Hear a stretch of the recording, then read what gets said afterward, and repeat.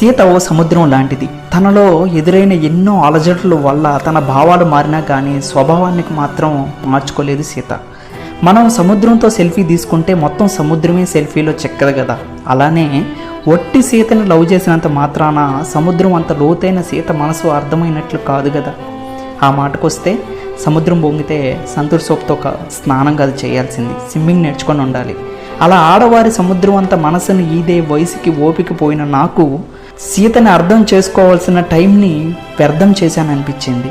చెయ్యి దాటాక కానీ చెయ్యి జారిన టైం రాదన్న విషయం తెలుసుకున్న నేను సీతని కష్టాల్లో వదిలేసిన చేతిని సుఖాల్లో పట్టుకునే అర్హత లేదనిపించింది. అందుకే హరివిల్లులో ఉన్న సీతతో నా ప్రయాణాన్ని గడిచిపోయిన గడియారం ముళ్ళులా వదిలి వెళ్ళిపోతున్నా.